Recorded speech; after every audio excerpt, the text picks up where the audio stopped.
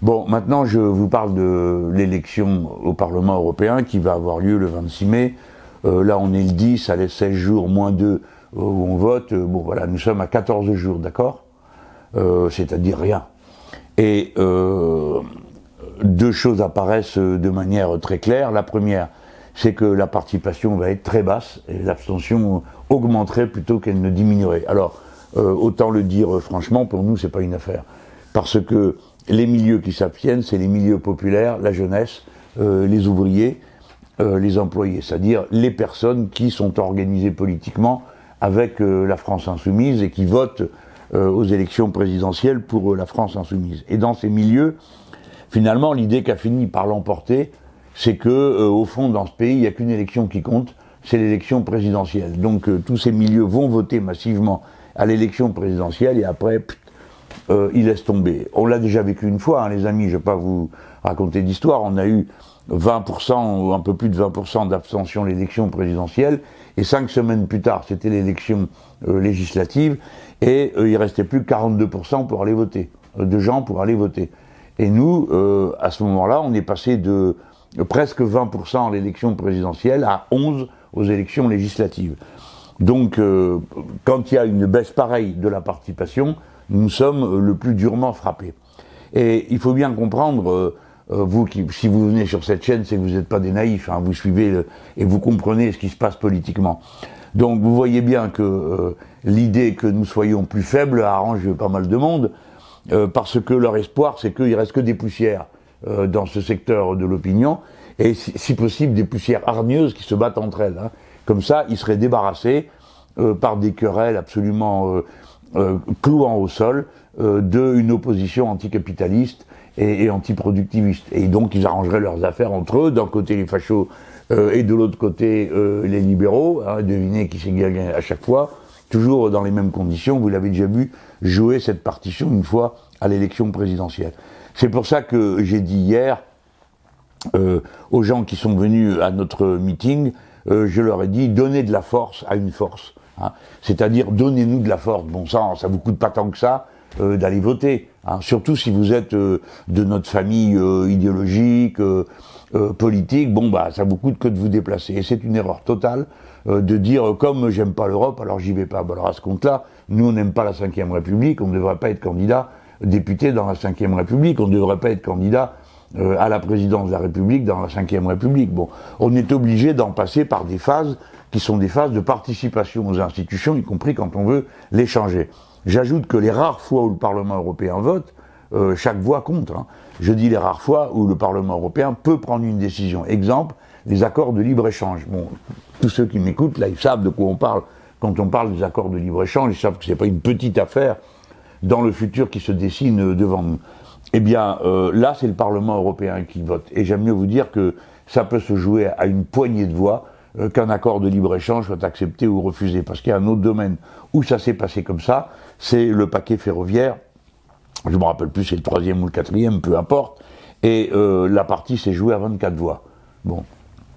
Par conséquent, si on avait été plus nombreux, on aurait pu bloquer la réforme du chemin de fer dans toute l'Europe qui a abouti aux privatisations.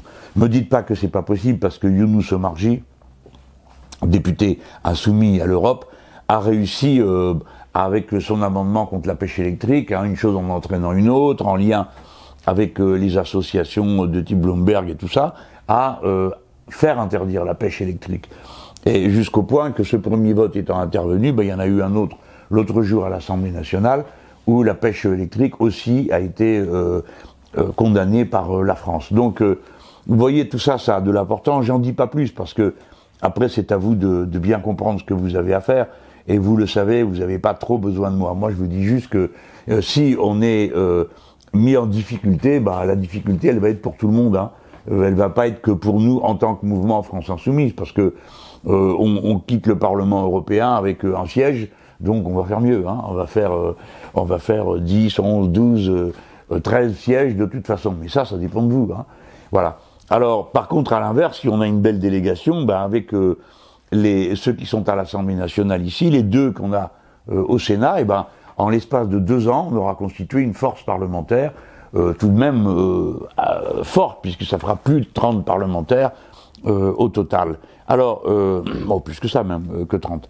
Voilà. Donc, c'est un appel que je fais là, hein, aussi, pour que vous nous aidiez. Alors, évidemment, j'entends toujours le même, je passe le deuxième aspect, à part l'abstention, c'est Macron qui a voulu dramatiser le débat, hein, en le concentrant sur un face-à-face avec l'extrême droite.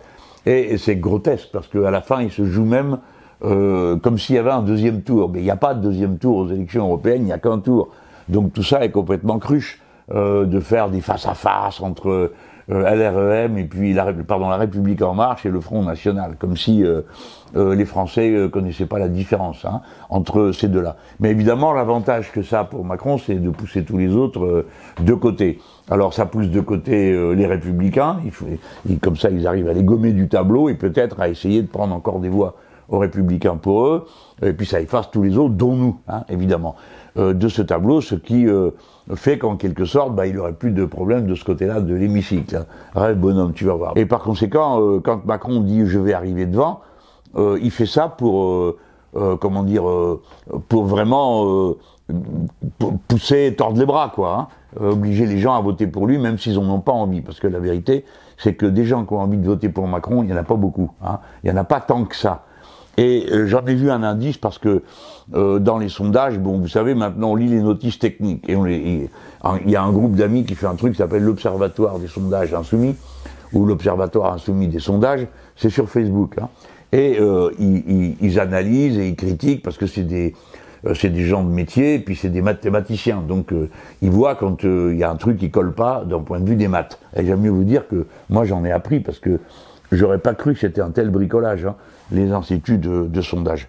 Et du coup, d'ailleurs, à force de lire les notices, ça fait qu'il y a 3 instituts maintenant qui publient plus leurs notices. Donc vous n'avez pas le moyen de savoir comment ils sont arrivés à faire leur micmac. Mais avant et depuis et maintenant encore, quand on regarde des notices techniques, on voit des choses incroyables, quoi.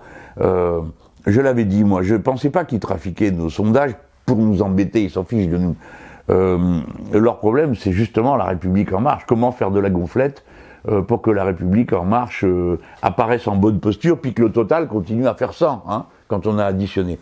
Donc, nous, à un moment donné, ils affichaient que il y avait, ça c'était IFOP qui faisait ça, c'est grotesque, ils affichaient que il y avait 14% des électeurs qui ont voté pour moi à l'élection présidentielle, qui ont voté pour l'Avenir en commun, et avec le bulletin de vote Jean-Luc Mélenchon, 14% qui s'apprêtaient à voter pour Emmanuel Macron aux élections européennes. Bon, là, les bras nous en tombent, c'est absolument impossible. Je suis d'accord pour dire qu'il y a des gens qui n'iront pas voter, qui ont voté pour moi à l'élection présidentielle, comme ça s'est fait pour la législative. Ou peut-être aussi d'autres gens qui vont retourner à un parti dont ils sont plus proches. Voilà, ça c'est possible. Mais qu'ils aillent voter Macron, alors ça, je suis absolument sûr que c'est totalement impossible. Bon, un autre qui racontait qu'il y avait 0% d'étudiants qui voteraient pour Manon Aubry et la liste des Insoumis. Alors ça, pareil, c'est absolument impossible, et ça ne correspond pas aux faits. Bon, alors c'est pour vous dire que tout ça, c'est des bricolages qui étaient faits pour aider la République En Marche à passer pour les Batman de l'élection européenne. Hein. Bon, c'est pas le cas. Alors, entre-temps, leur cas s'est aggravé, parce qu'ils ont choisi une tête de liste qui, apparemment, comment je peux dire ça sans avoir l'air trop moqueur? Bon, elle est pas tout à fait là, quoi. Hein. Bon, et puis quand elle est là, je crois que la République En Marche, ils sont les premiers à le regretter, parce que il faut quand même le faire. Aller à Caen, dire qu'on va faire une blitzkrieg électorale. Bon, le mot blitzkrieg, ça ne séduit que ceux qui aiment excessivement les mauvais souvenirs des Français. Et franchement, il y a un truc qui colle pas, quoi. Hein.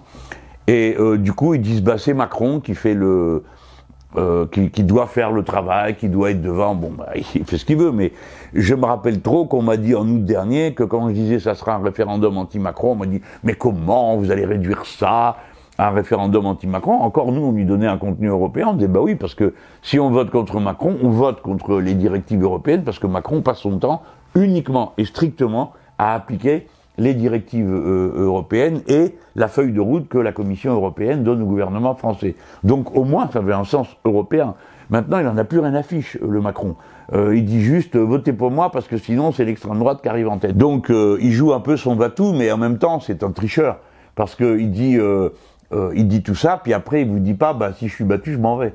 Non, il n'a pas l'intention de s'en aller apparemment. Alors Madame Le Pen lui dit, bah va falloir s'en aller, donc je crois que elle rêve, hein, c'est pas ça qui va se passer.